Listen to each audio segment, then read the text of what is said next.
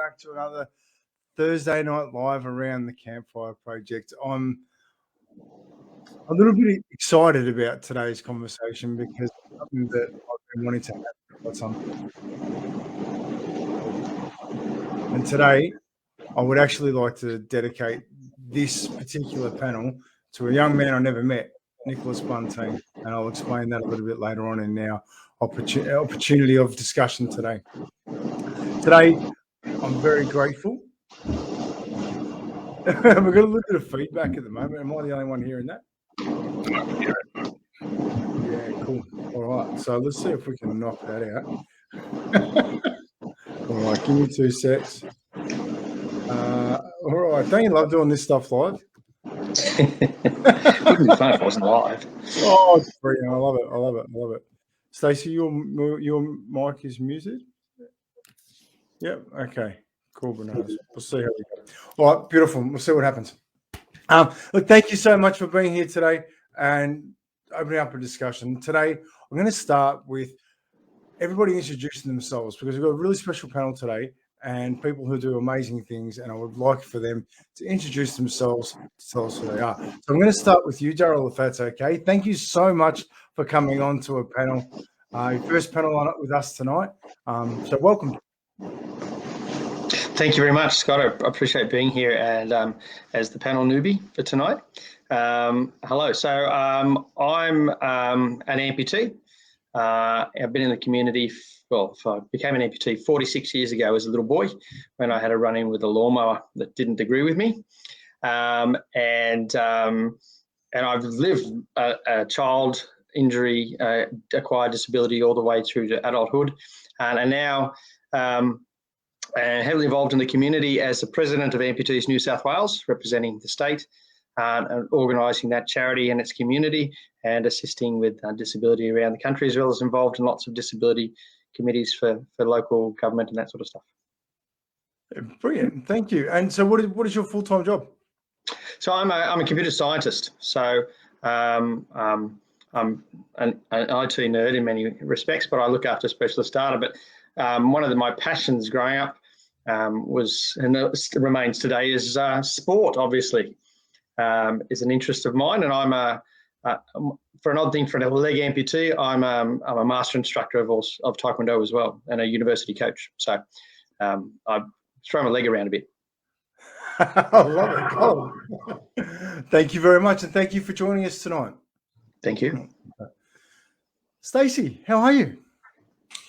I'm fabulous. It is great to be with you tonight, and welcome aboard, Darrel. You're going to love it here. And yeah, so I'm Stacey Copas. I live in Sydney, and I am the founder of the Academy of Resilience, author of How to Be Resilient. And most of my work is keynote speaking or coaching. And pretty much what I do is I work with people and organisations who want to be more resilient, productive and engaged so that they can grow through uncertainty and change. So very relevant to the world we're in right now. Yeah, brilliant. Thank you, Stacey. And you're one of my people in my life that I'm just so grateful to have met. And I'll hopefully we'll share that a little bit later. So thank you so much for being here today.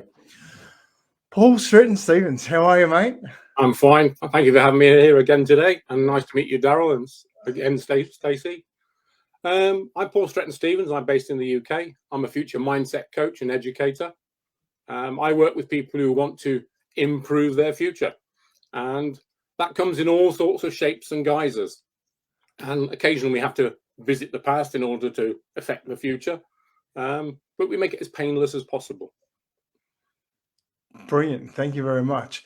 And so I should dig a little bit deeper on you, Paul, if that's all right, because you're also an author. Yep. Yeah, I've written a couple of books. Yeah. So, sorry? Fiction. Yeah, brilliant. And recently we've had a bit of an opportunity that's been a bit life-changing, I believe. Yes, I was diagnosed with an eye condition in 2000. Well, it started in 2002.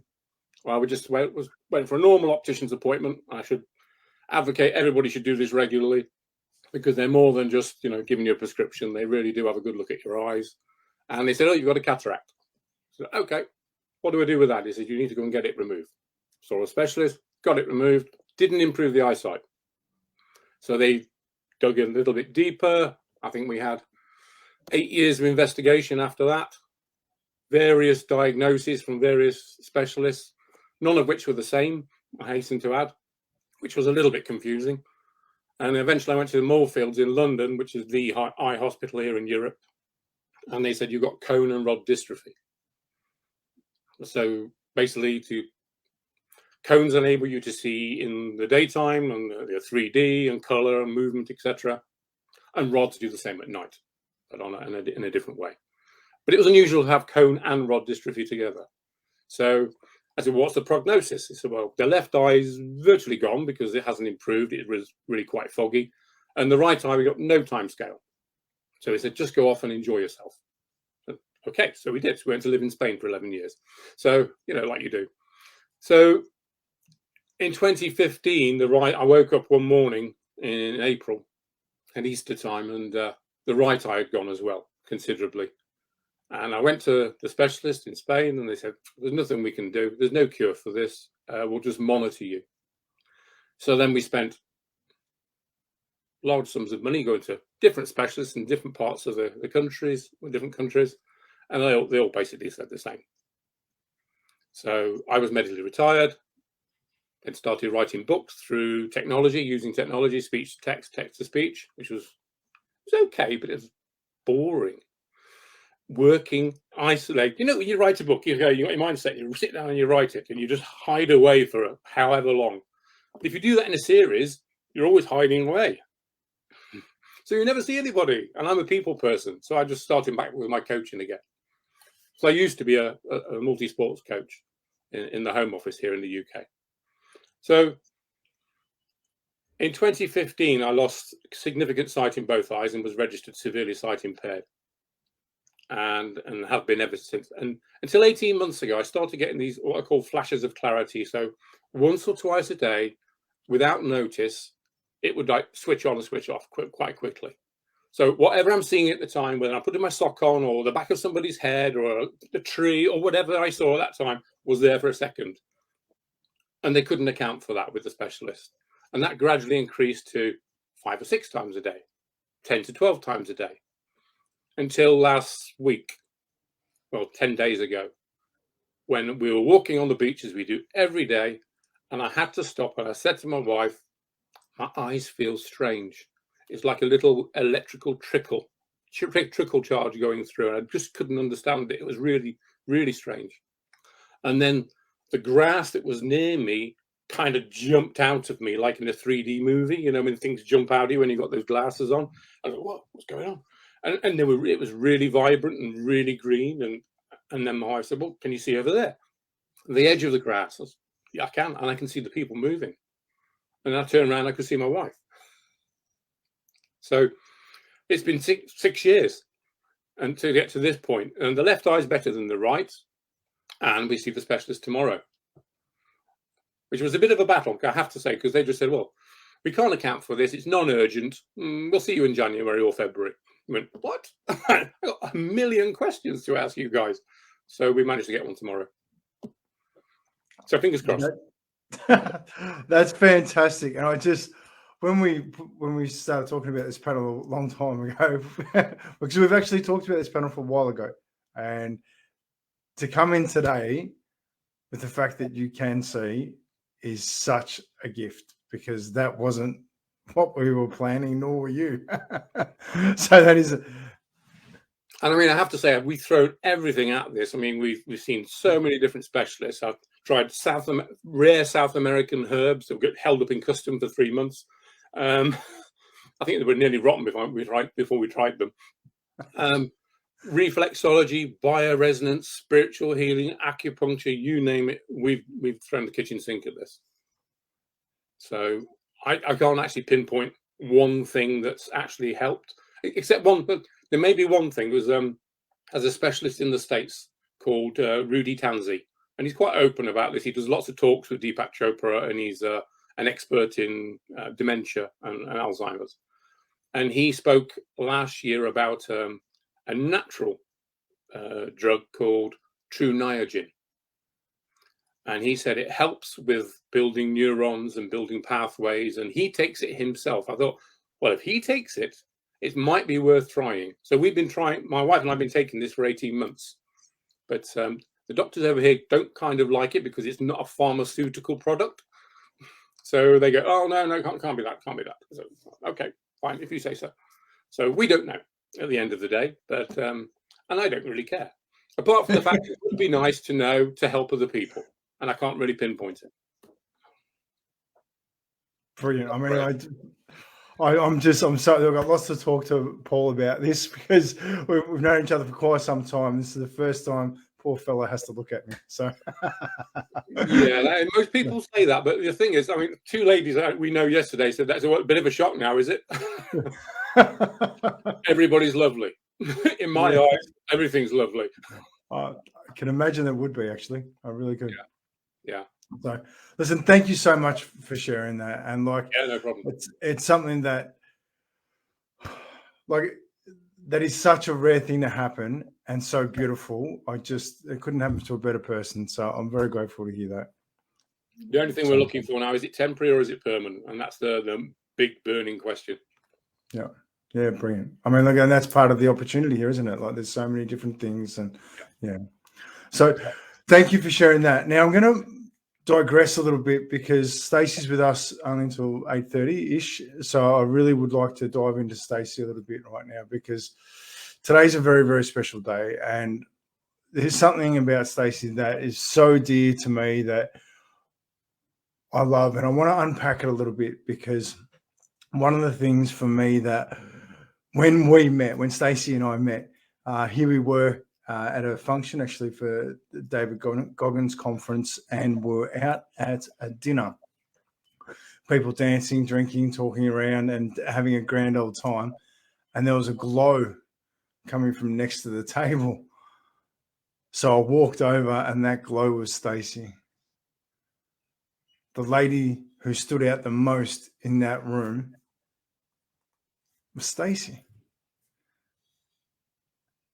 And if it's okay, Stacey was in a wheelchair and she stood out and above everybody else.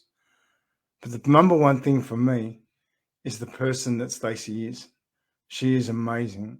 And I want to open up the discussion around seeing the person first, seeing the ability, because it's something that's so important to bringing connection back, to understanding one another. And I would actually like to go to you, Stacey, and just share your experience when we met, because I just saw you. Yeah, it was definitely a very special evening, that's for sure. And but it was a very fancy venue here in the Botanical Gardens in Sydney, and all glammed up, and just like there was so much going on. And yeah, it was a similar thing for me. It was like someone had actually said to me earlier that evening, said, "There's someone you need to meet. You need to meet Scott." And it was quite funny because it's like then when we actually started talking, I'm like, oh my goodness. But again, the energy, your energy precedes you. And yeah, we just ended up striking up the most amazing conversation, I think. And it was one other lady that was with us, Mel, and out of that whole room where everyone was, into the drinks and doing all that sort of stuff. And there was three of us sitting there drinking water, having the most real, present, authentic conversation. Three people that had never met before that day, but just had this an instant bond. And it was incredibly special. And, that's nearly 2 years ago now. And, now Scott and I have got just such, an incredibly special friendship. And we have a call every Friday afternoon just to check in with each other and make sure that we're, keeping our cups full so that we can keep doing what we're doing. And and Scott's always got just great perspectives and insights on things. So yeah, it's been amazing. But I going back to the seeing the person first, and I think what's been interesting in my experience, and today I celebrate 31 years since I had the accident that left me a quadriplegic, and I say that completely genuinely. I do celebrate it. It's been it's been an absolute gift and an opportunity to me. But I didn't see that in the beginning, of course.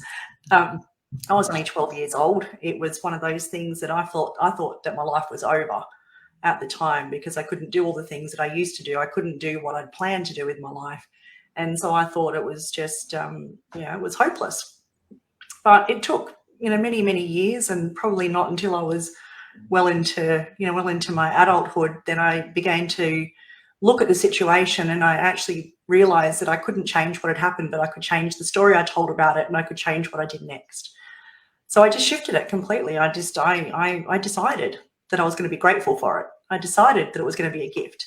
And people say, oh, it's not that simple. I'm like, well, actually it is. It's a choice. It totally is a choice. And that's exactly what I did. And from that point forward, once I made that shift, then again, you start to see opportunities.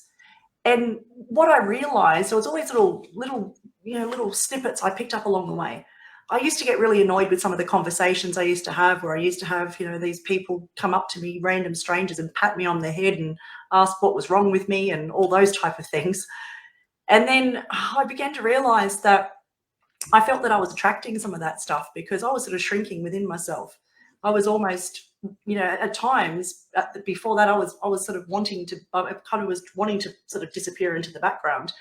And I think that when it was that energy, then it sort of drew that kind of pity party seeking people to the table. And then so I realized, it's like, well, if you don't want people to feel sorry for you, you've got to stop feeling sorry for yourself. And once I realized that, and I shifted the posture that I have everywhere I go, instead of slouching and shrinking in, I sit tall. I look people right in the eye and I smile. And it ends up, you might have conversations, but they're very different conversations. Sometimes there might be a question about, the chair or something, which I usually use humor in a lot of it, depending on the mood I'm in. People go, what happened? I'm like, what do you mean what happened? Like today, last week, last month? And, so it's some of those things, but for the most part, I think it's the same with anybody. It's, whether it is somebody that has, a disability, or somebody that is, a different gender or a different race, any of those things, it's always just looking at every individual as a person, and as a person first, and not passing judgment. And for me, like, I just come from a place of love and compassion and empathy, and I think curiosity. But my curiosity is more so about who they are as a person, not about their physical exterior characteristics. And I sort of feel that I think that I feel that there's permission to have that conversation maybe a little bit further, but at least get to actually know the person, even if it's a 5-minute conversation, before you sort of jump straight in and start asking those really personal questions. It's amazing how much that when you actually acknowledge a person first and then talk about some of those things, that it just opens up so many doors. Yeah, brilliant. And I really want to thank you for that, because this is something what I'm very passionate about, that you have brought to me as well, and understanding the fact that we need to get to know the person first. So thank you for that. Darrel, would you like to have some input on what? Yeah, look, it's an interesting thing, and for many of us with the range of different abilities, and for those who want to call them disabilities, you're welcome to do it. I think I'm superpowered with a prosthetic. So, and to give you an idea of perspective, I've got 5 children, and 3 of those children have said to me, "When can I have a robot leg, Daddy?" But as 2 of my daughters, both independently said, a decade apart, have said at preschool, "Daddy, what's wrong with Timmy's dad?" And I'm like, I've missed something with one of the other kids' dads? Geez, I'm terrible, aren't I? And I've gone, well, what do you think's wrong with Timmy's dad? Why has he got 2 legs? It's just a freak. Don't worry about it. It just happens. And it's because for their perspective of what you are and what you have is not really about your physicality. It's you, as you said, what you see, what the person is, or who the person is, that element. And it can be challenging because as Stacey pointed out, in the pat on the head thing, and it's so funny you say it, so we have a saying here in the amputee space. We go, I had my leg removed, not my brain. So don't talk down to me like I've got a brain injury or treat anybody like that. And that's just perception, because people have no lived experience to relate to that. So they're doing everything they can to grasp at straws and interact, but don't necessarily understand. So the perception of seeing who somebody is fundamental to the whole process. And just remembering that what you see on the outside is but a tiny slither of what's on the inside. Yeah, brilliant. And it so is. Like knowing the three of you and learning you more, Darrel, and we had the most beautiful conversation last night. It's everything about where somebody's at. And it's something that Stacey said that is really interesting to me, because when Stacey chose to elevate herself and to take responsibility for her, it changed the way other people saw her. And I think that's really important. Yeah, like and visually it's difficult. Amputees have a historical attitude, as Stacey pointed out. Everybody does. If you retreat into yourself, so too the world will become dark around you. It's we call the amputee community the hidden community, because once you lose a limb, it's really quite challenging for people psychologically. So they tend to hide. You don't see them as much until you become one and start looking for them. And it becomes a very dark place, and you do hide yourself away because there's a whole range of issues associated. But that's just a repeat behaviour that keeps everybody else in the dark at the same time. If you step out into the world and into the light and take what you have, which is life, and start to share your inner beauty, as Stacey has, then that's really important.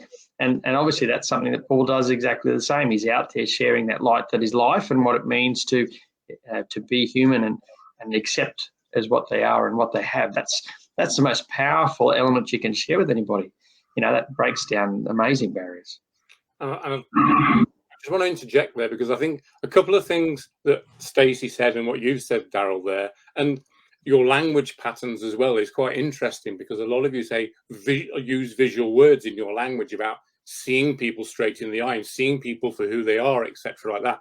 But if you're in the blind community, we still use those words, but do they have the same meaning? And I'll give you an example here. I was at a public speaking competition a while ago with a couple of friends, and it was the coffee break in between. And somebody came over and said to my friend, Dave, says, and how blind is Paul? and we were like, arm's length away from each other, because everybody just froze with his silence, He says, why don't you ask him? His ears work and his brain works, But I think as a society, I think there should be some kind of educational curriculum within community service or whatever within the schools to educate people about what happens with people who are blind or amputees or paraplegics, and how do they live lives, and how does life continue? And people would have a far better understanding then. And I mean, I have people trying to cross me.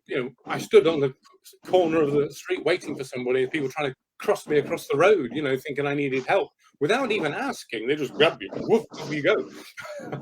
And it's interesting, isn't it? Of us with our abilities. It's funny too, and I've been doing a lot of stuff with biases in society at the moment, and how our behaviours early on and how the world sees us changes some of the biases that we apply to each other. A classic example is that and I can't remember the exact figure, but if you looked at all the major Fortune 500 CEOs of the world, the majority are over 6 foot, and it comes about because in the playground, the taller kids seem to be looked up to. Well, kind of, yeah, but the teachers would give them greater preference over being a more active leader. And so they get a step ahead in the process ongoing.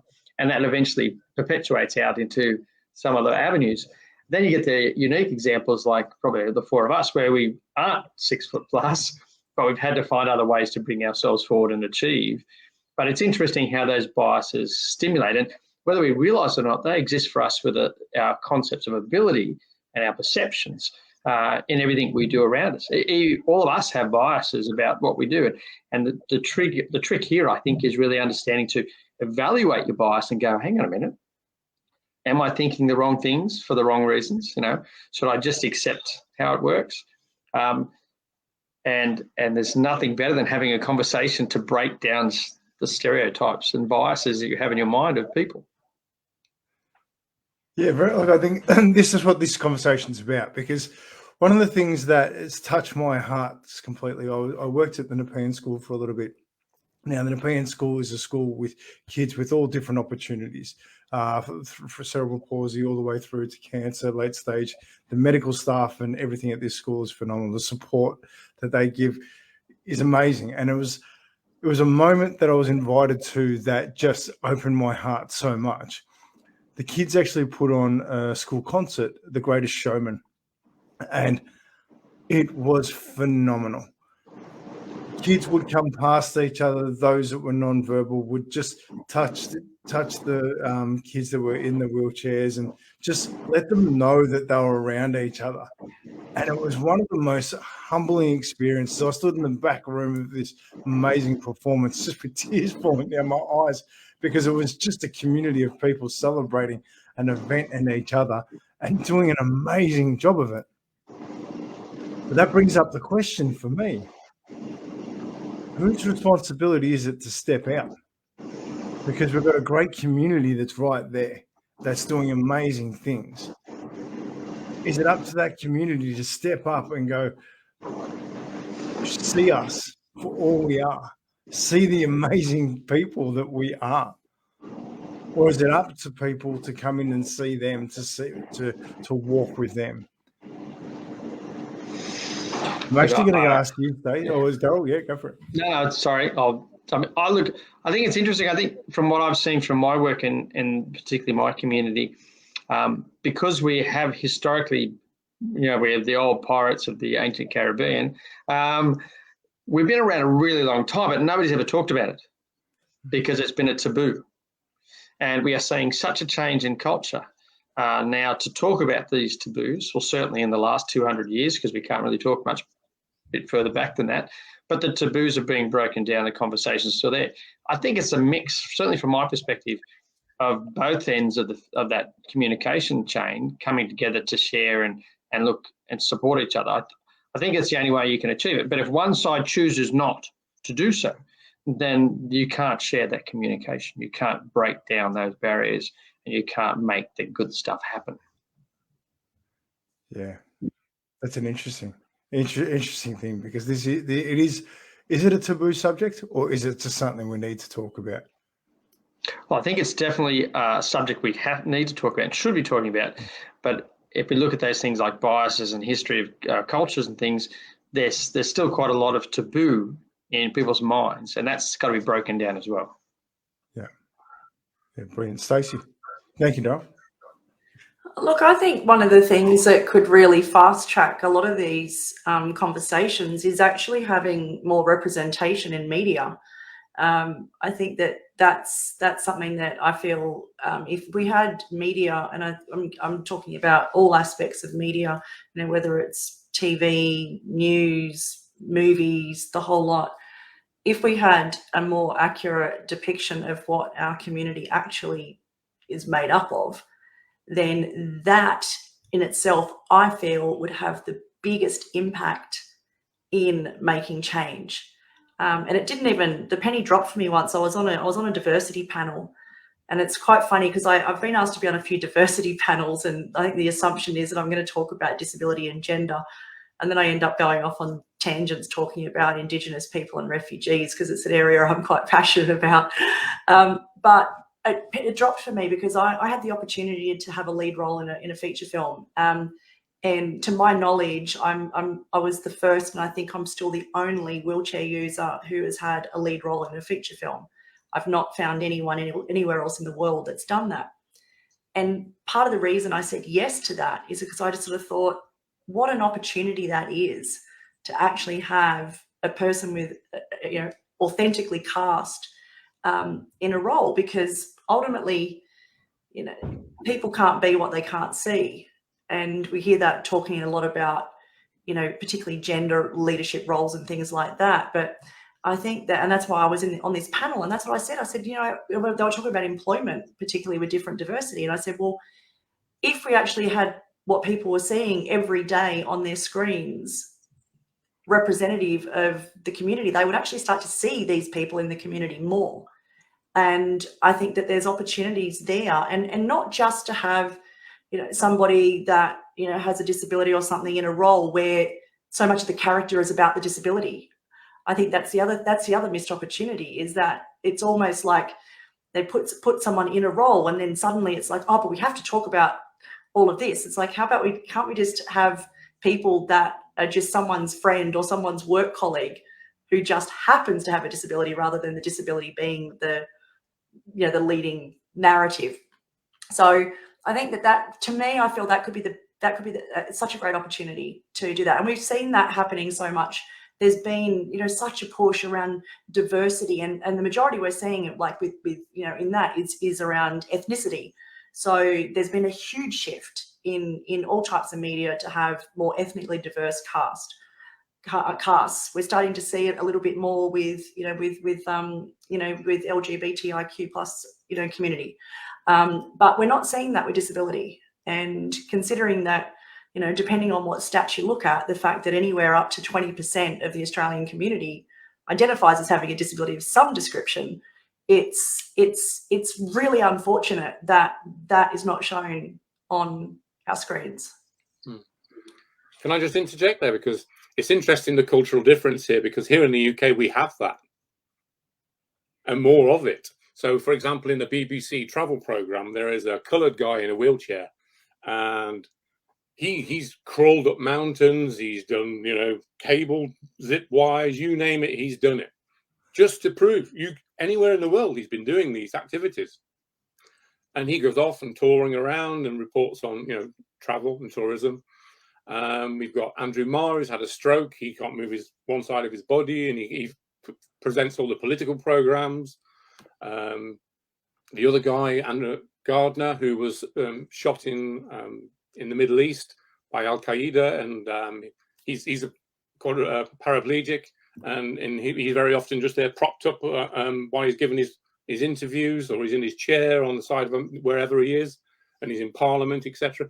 So we have quite a lot now of different presenters. They're just a few off the top of my head in different programs, in kids programs too.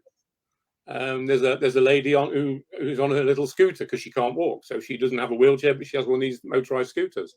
And she goes to all different parts of the world in this. I mean, she was in the desert recently, over the rubble and the sand and everything, trying to plow through with her scooter, and you know, and we see more of that than obviously what you've just said, Stacey. You know, and I'm really grateful we do see that, because it does help people accept people within society, within the community. And I think it really does help having them in the media. It really does a big thing. And if my second book comes off as a film at some point, Stacey, we need a role, because I've actually written in the book, we have somebody in a wheelchair who's the operations manager. Sounds like a very apt role for Stacey. Oh, she's very sporty as well, okay? No we get your people to talk to my people, Paul. So, yeah, I mean, it needs to be not just in the media, but I felt it was necessary because I'm linked to a lot of veterans who have been wounded or whatever, and life goes on. You know, military people have a very different mentality, the majority of them. They have the support initially anyway, but they have this mindset of, okay, what's next? Be that an office job or climbing in a mountain, whatever it is, what's next? And of course, these days we have the Invictus Games that helps with that. So it was very apt to put this lady in the story, still training for the Invictus Games while she's still a military operations manager, intelligence operations manager. There we go, Stace. Not only have we got a great panel, you've also got a gig in a movie. I love it. Darrel, I'd love your opinion on this. Look, I think it's a good thing. We see it obviously here in Australia. We're seeing more and more people. I noticed some more people in the media reporting and that sort of stuff all the time. We do have legacy parts. I mean, there's certainly the legacy elements of, and I know that historically half the people playing amputees of the movies I've seen aren't amputees. And Stacey will have seen plenty of people in chairs and TV shows. And even I watch some of the children's programs today, and we still look at the kids and I go, that child is playing a person in a wheelchair. They're not actually a child living with a wheelchair. But I think it is changing. It's a slow process and it will take time. But I think that's part of the normalisation effect. They're coming out of that forest effect. We are seeing people in one form or other being visible or, conceptually visible. If you look at radio, for example, I mean, there's fantastic work by Naz Campanella here in Australia in her space with vision impairment and her professional life as a reporter with the ABC Triple J channel. So I think there's scope for this to grow, and I think Stacey is right. And it has been 2 years since I was last in the UK, and I must admit, Paul, I did see an increase in the number of representation, which was great to see as well. Our population density is slightly bigger, but that's we'll leave room in one of the smaller towns out back for you. It's okay. But I think it's a good thing to see that. I think we've got to. I'm one of these people that believe that it's great to attack things at one angle, but really it's typically, I have a motto of it's 10% more work to run a parallel stream alongside what you're doing now. It's not 100% more work, it's 10%. And if I can pick someone up and take them along with me on that parallel journey or help somebody see that parallel pathway, then in the process, they'll get 100% of what I'm doing over in this line to help them continue 100% of their line. And I think that's sort of part of the process. I think everything has to be brought together and looked at. I think it's a great approach that Stacey's pointing out. If we aren't seeing people, then of course we're not going to imagine they're there. But if we are seeing people, then it reinforces that message. Hey, this is how it should be, and this is how people should be interacting and engaging. Yeah, brilliant. Yeah, that's important, Darrell. Really important, super important, because when you actually see people when the mass of people see able people, disabled people, whatever you want to categorize them as, and they're actually doing something purposeful and meaningful, they have a job, they have an occupation, that's important. Because I think Scott and I have discussed this before. I mean, I'd had severely sight impaired for 6 years. I've only ever been asked 8 times what I do for a living. 8 times in 6 years. And that really has shocked me, which is why I've kept count of it, because 1 in 4 in the UK severely sight impaired people work. Only 1 in 4. 25% is really poor.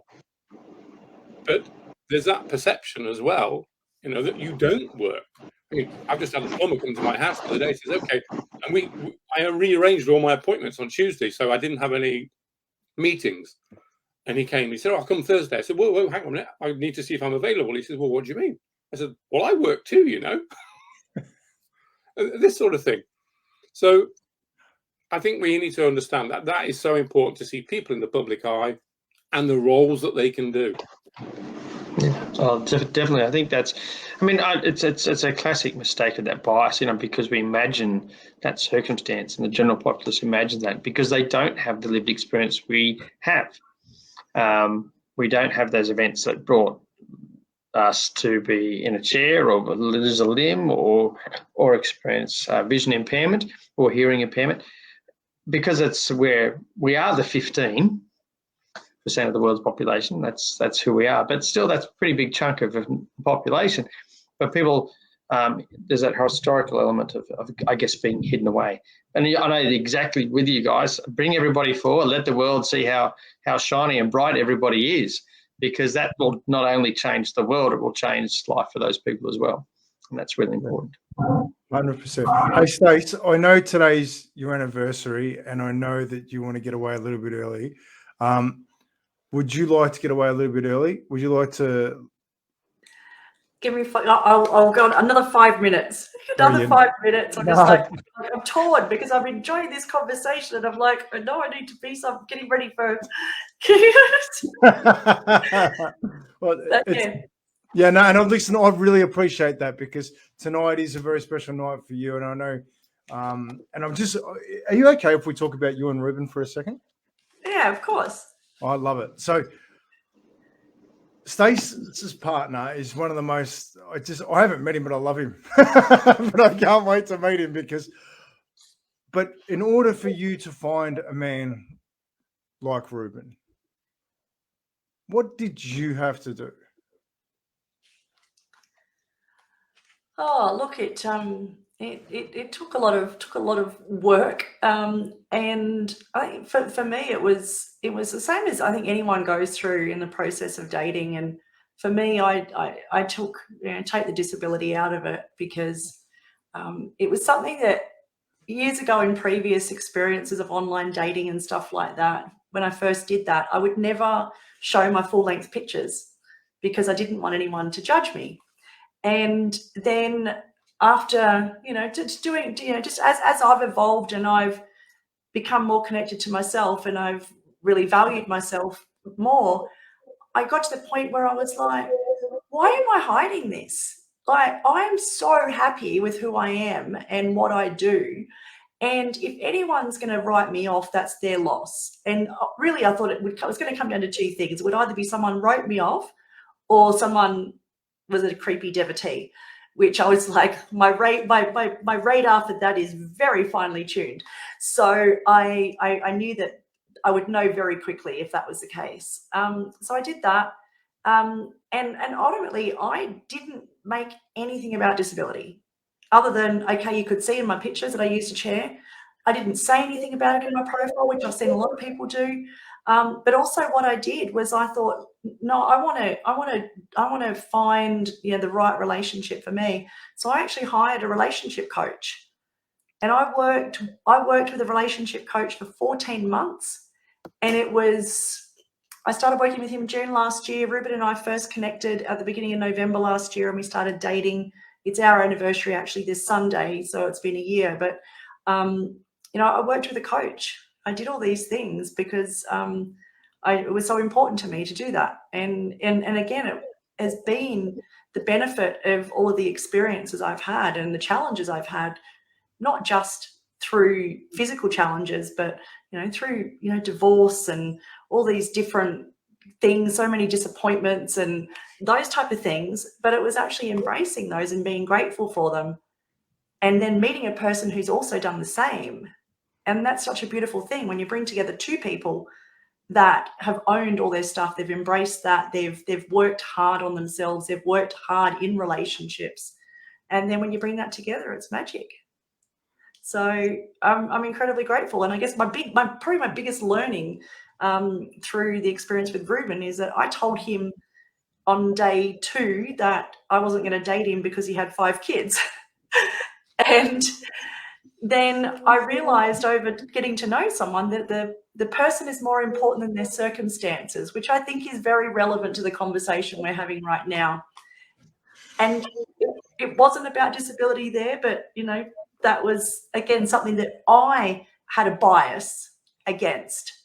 And, I had to then see through that, get to know the person, and then go, wow, this is far too important to then cut it off because their circumstances were not everything that I had on my list. So I'm smiling and my cheeks are hurting because can I have your permission to talk about this, if that's okay? Because it's just, you taught me one of the greatest things ever, that if you want something, you have to improve you in order to get better.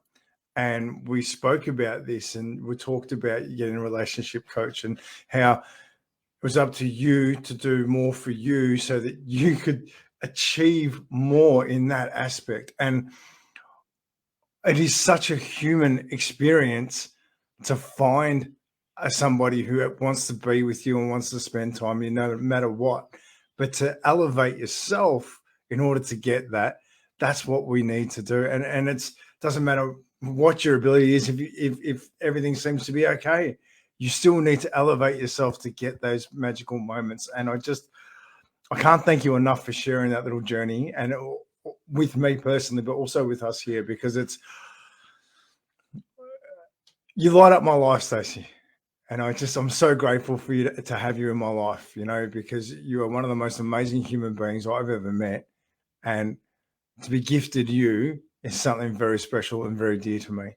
So thank you. And thank you for spending time today on your 31st anniversary of an opportunity that changed your life. And thank you for being a wonderful human. Thank you so much. I'm really grateful for the opportunity to come and have this discussion tonight. Thank you for reminding me. I'm sorry that I almost didn't make it. But yeah, this has been an amazing conversation. And I think also just before I go, I think coming back to about if we present ourselves in a way that we're not, that again, we're confident and we've got great posture and that sort of stuff. And that's what the dating experience showed me. Like, I pretty much was dating full time.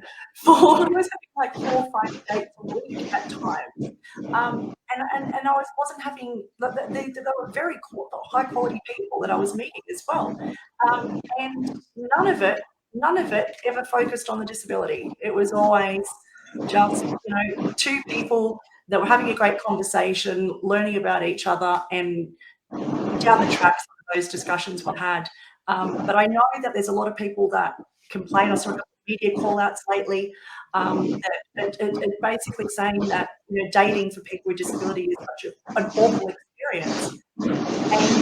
And for me, I say it's actually a hard experience for everybody.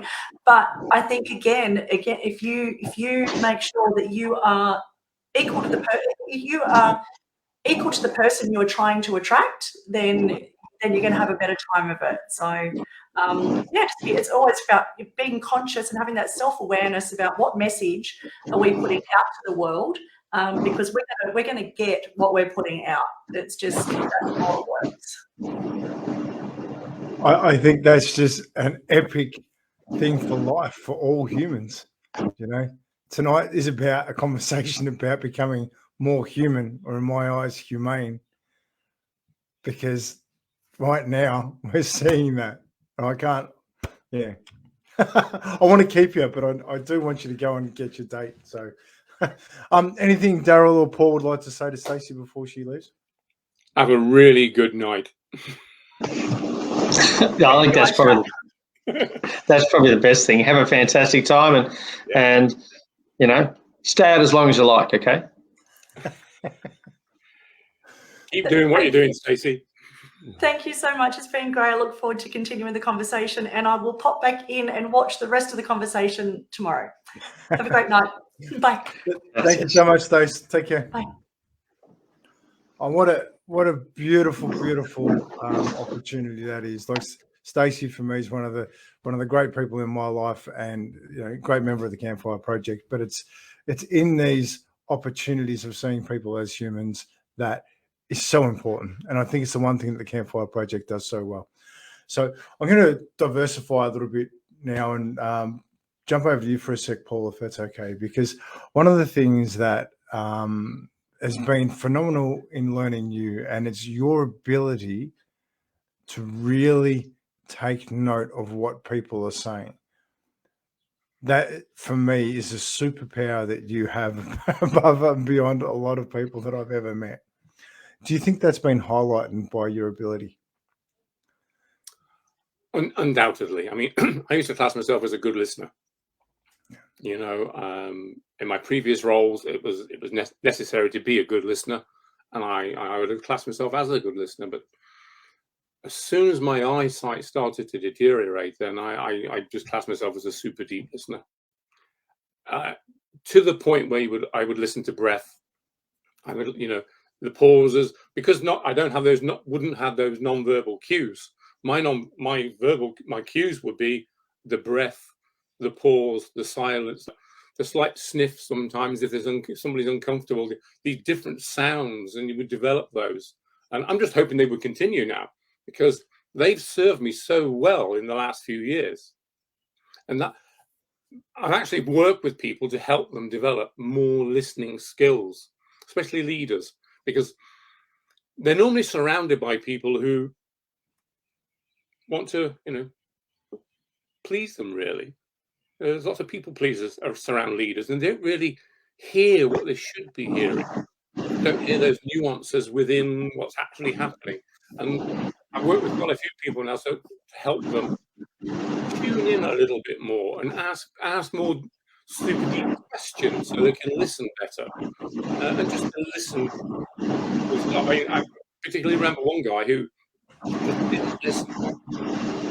And he said, well, I do. I hear everything they say. I said, you're not really listening to what they're saying, because you're making decisions that they're not happy with, and you're then confused as to why they're not happy because you've made the decision. I said, you've cited me 5 or 6 serious incidents where this has happened. What it boils down to is the ability to listen, and to listen properly, listen intently.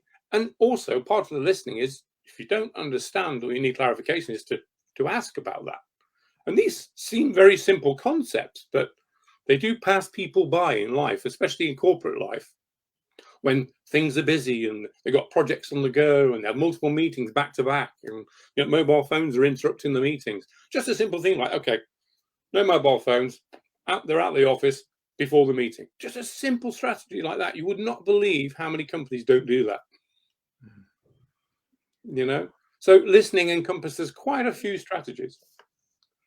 And I love that, because it's the one thing at the minute that I think we need more than anything else is to actually listen, because I actually got the opportunity the other day to go out to the forest, and we're in the redwood forest, and it was dead quiet. And I'm sorry, Darrel, I actually muted you for a sec because of a little bit of feedback. Sorry. But so as Oscar and I are sitting in the forest, a currawong flew into the forest. It's just Oscar and I went, phew, phew, phew. We could actually hear the bird fly. I'm sitting there, Oscar's going, wow. But how rich was your experience for that? Oh, it was brilliant. As I said to him, I said, how much are we missing from all the loud noise that's going on in our lives? Yeah. That we could hear the bird fly in this peaceful time. And we do naturally filter out sound. Yeah. We filter out noise. We tune into what we think we need to tune into, when in actual fact, we could be listening to other things that would give us valuable feedback. And it's that ability to open those filters. Yeah. And that's one of the things I think is amazing. Like we can strengthen all of these things when we learn how to. Yeah. Yeah. And so it's not difficult. It's practice. And so brilliant. Darrel, I'm gonna bring you back on. I just thank you for that, Paul. Since your leg has been amputated, what's become your superpower, do you feel? Look, I'm very lucky in the sense that my amputation was relatively localized to the lower part of my right leg. Although a tourniquet would have been nice on the drive into town. Life did change, but I grew up in a generation where technology wasn't so good, and literally wooden leg sort of thing, car tire, that sort of stuff. So I've watched the evolution of myself in that space as well. So I've had to grow. So I think for me, there's a whole range of things that are a part of this process of what gives you your superpower. My mother tells a story of me as a little boy, walking down the street with her and one of her friends in the town that I grew up, and turning around to discover that I wasn't there, but I was in the shop window of the Myer, showing everybody how you take a prosthetic leg off and put it back on again. So I think perhaps some of my superpower may have already kind of existed and just had a new mechanism. I think what it is the ability to just try, to give it a go, to be out there and explore the options, to experience the differences. Like I am not a big fan of heights, but I jumped in the plane with my mate who's an acrobatics pilot and said, "Okay, take me for a fly."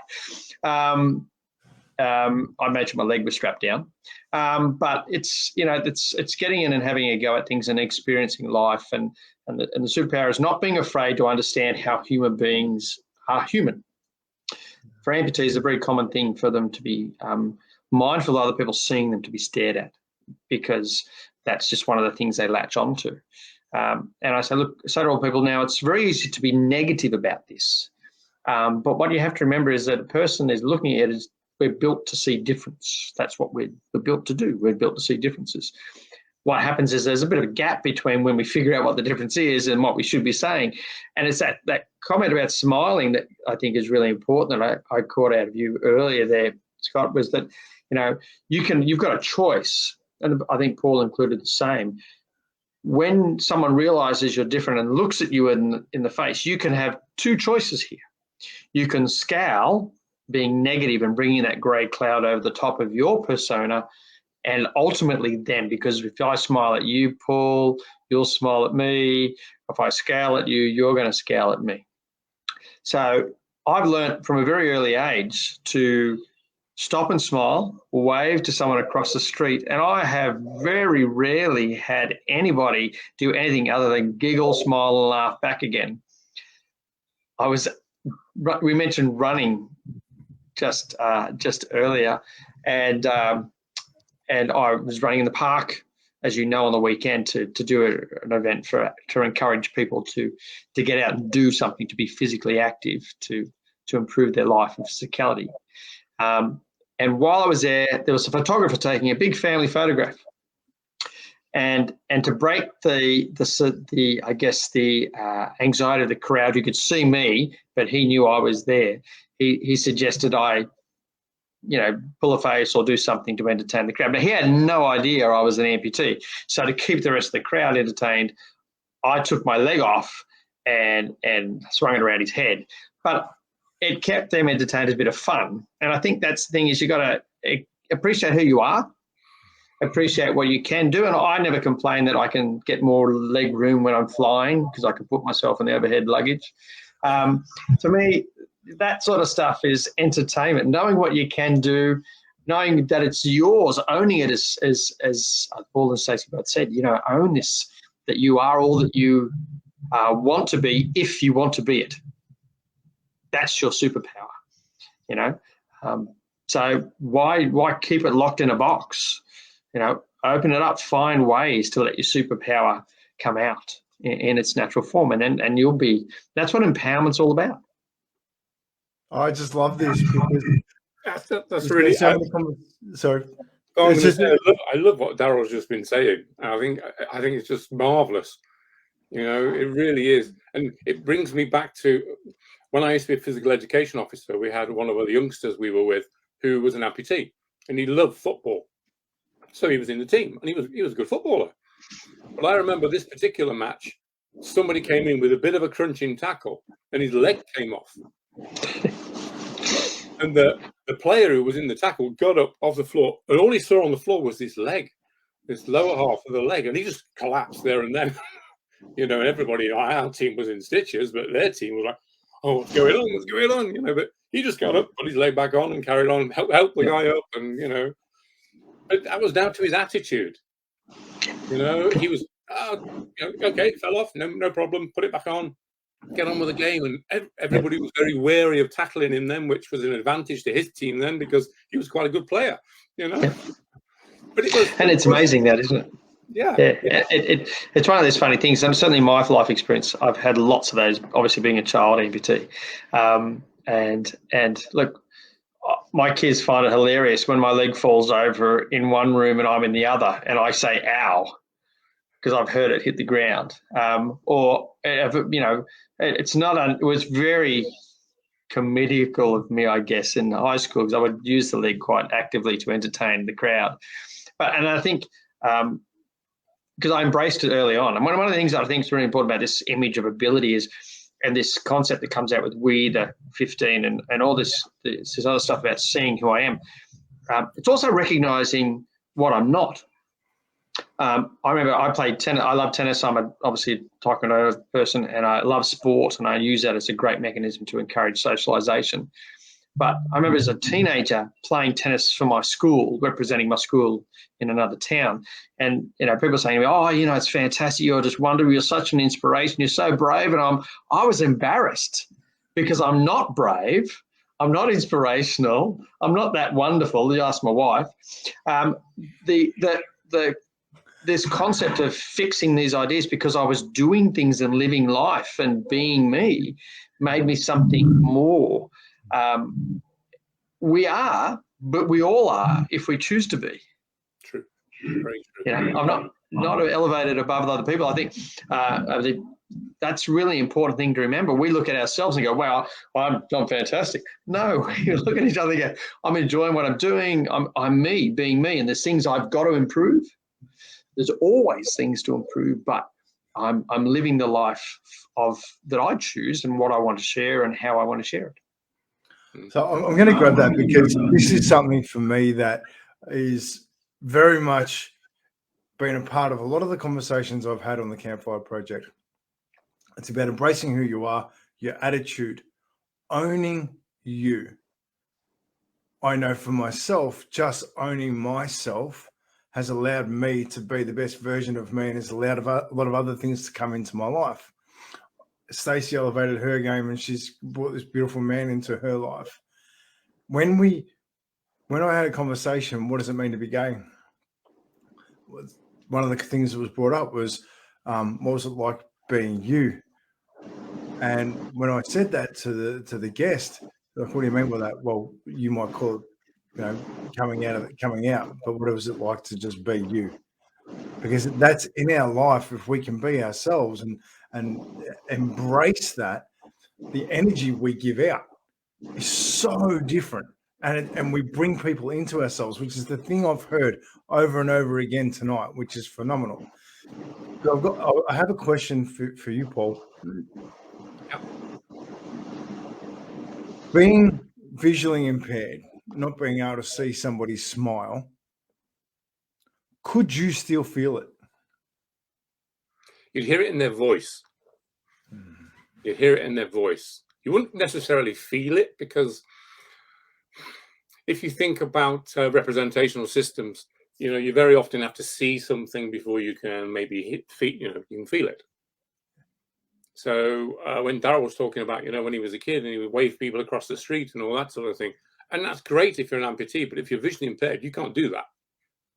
You've got to be in close proximity to them, or you've got to be able to hear them from a distance, or have really tuned in hearing.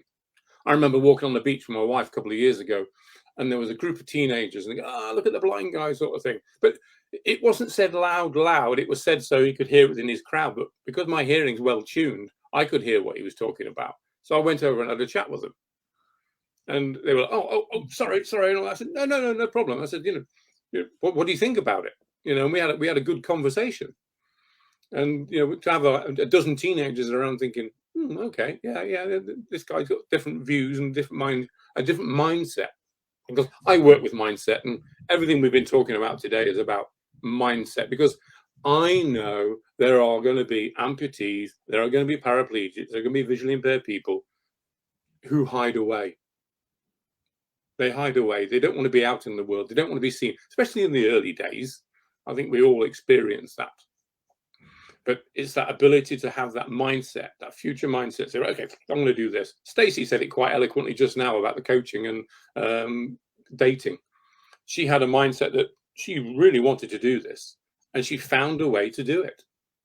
And I think we all find ways to do it.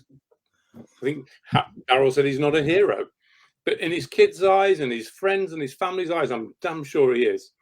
Because they must all be thinking, how would I cope if I had the same issue? And I think that's what people do think is, well, how would I cope if I was visually impaired? How do you write a book if you're visually impaired? And you talk about the technology, you go, oh. And I say, well, even if I was my sight came back, I would still use those techniques because they're more efficient. To speech to text and text to speech, it's far more efficient. I pick my phone up and I speak a message in. I can do a War and Peace message to my daughter in seconds, and it takes her ages to type it with her 2 digits. So there are benefits. Yeah, I think that's a really good point there. I'll jump in there, Scott. I mean, before I finish up, and I think the really important part here is that I'm going to latch on to Paul's mentoring, and that sense of mentoring people around this process of which is really effectively sharing experience. to allow this to happen. That opportunity that comes by being a mentor, and that's what we see, I guess, in many ways, lots of mentoring expanding in lots of fields, but certainly allowing, not just in the concepts of business mentoring, but in life management and engagement process. There's a concept there for ability mentoring. There's the existence to shared lived experience mentoring, that concept that we have older people because they've lived, and we've got younger people because they haven't, and we've got lots of variations. And if we can share that concept of knowledge, that's how. It's the old village approach, I guess, and it's not really old. It's still current today. The village raises the children. The village is a community. We mentor each other. I might be good with a hammer and some steel, but I'm going to need some help if somebody's going to show me how to cut some wood. So I think it's really important that as a community, we allow ourselves to be brave to seek out mentoring, as Stacey did when it came to the relationship development. We should be brave, if at all, about mentoring ourselves and seeking mentoring help for ourselves, as well as being there for others. And I think that's a really powerful gift. And I think that's one of Paul's superpowers, from what I understand. Yes, it is. It's interesting because I sat on an NDIS panel the other day, and we sat and we listened. I listened to a guy in a wheelchair come in and talk, and is an accountant, and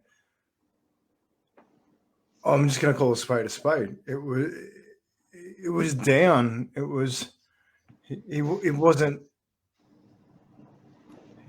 best. It wasn't the best presentation for himself in his attitude. Whereas tonight we come on, we sit here with Darrel, Paul, and Stacey, and the attitudes are up, the conversations are live, and we're beyond any. I hate the word disability because it doesn't imply what it is, because there is so much ability in people. But the one thing that's been consistent tonight is the attitude, and to have a coach. And then listening to this panel, I put up a comment, and just the one comment was, we need to look at things differently, because human nature is we move away from pain and towards pleasure.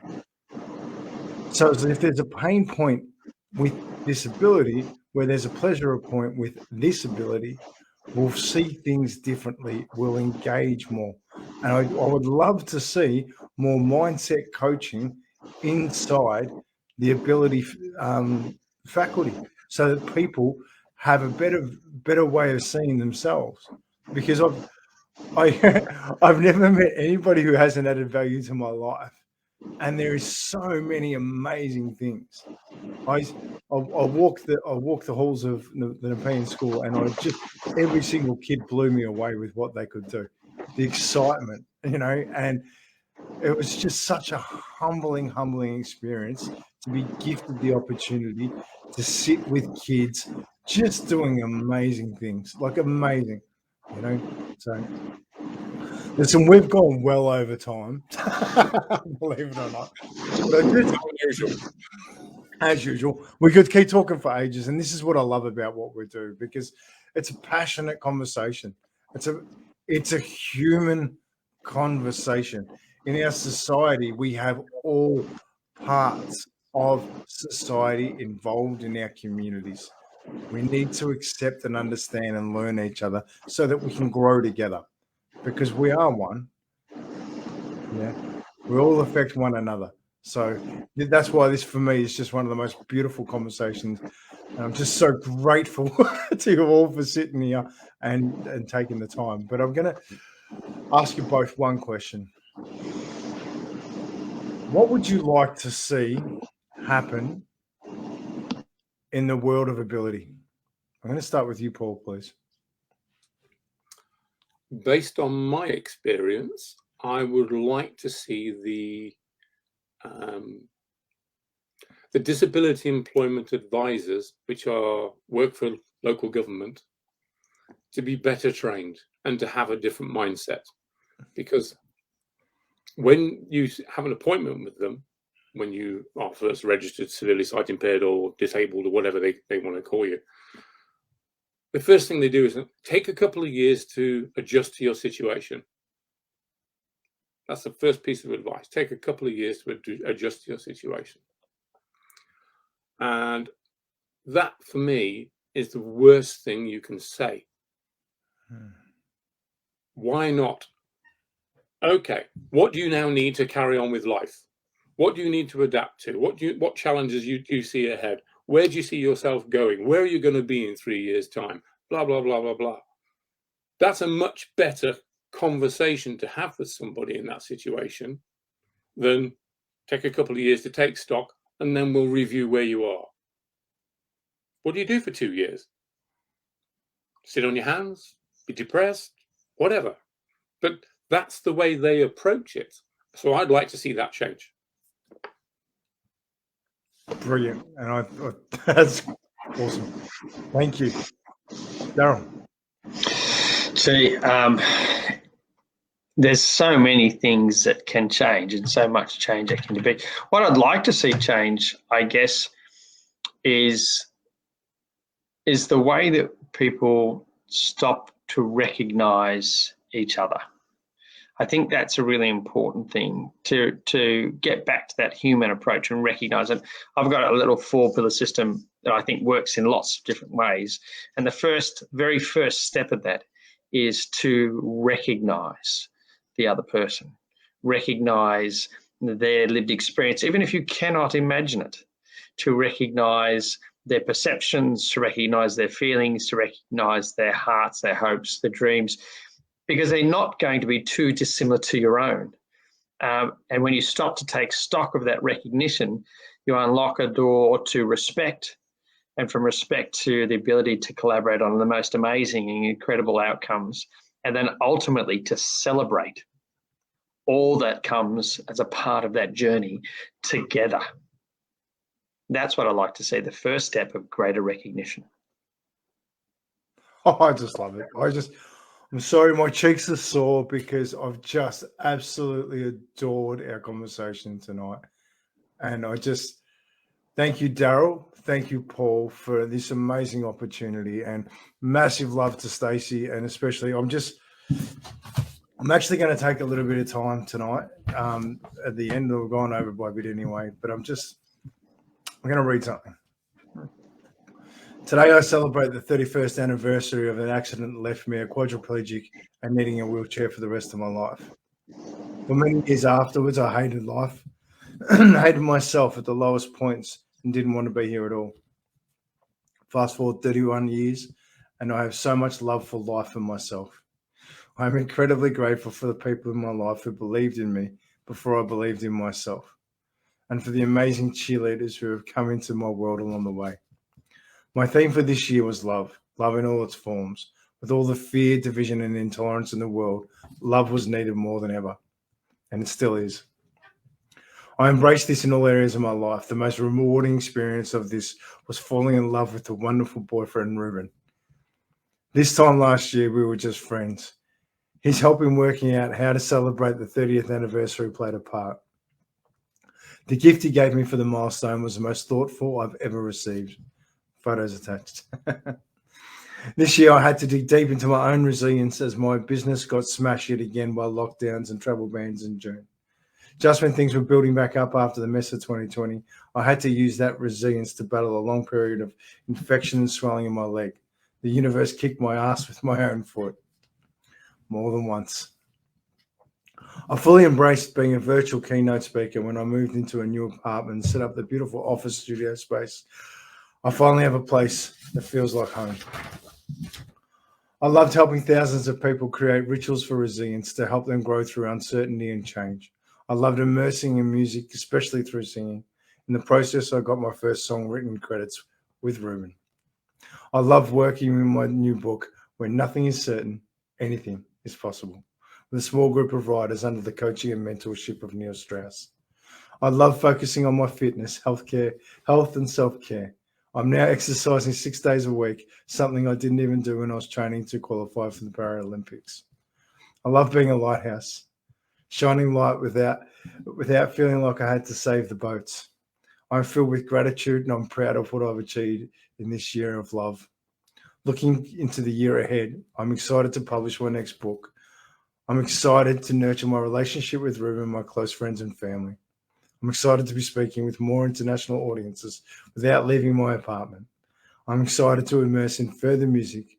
I'm excited to push myself physically to see what is possible with this 31 years post-injury body of mine. I'm excited for the personal professional growth I have to help the growth of others. I've decided the theme for 2022 starting today will be completion. Being totally ADD, I start loads of things but struggle to see them through. The buzz of shiny new things is too tempting for this squirrel chaser. From here on, I'm taming that.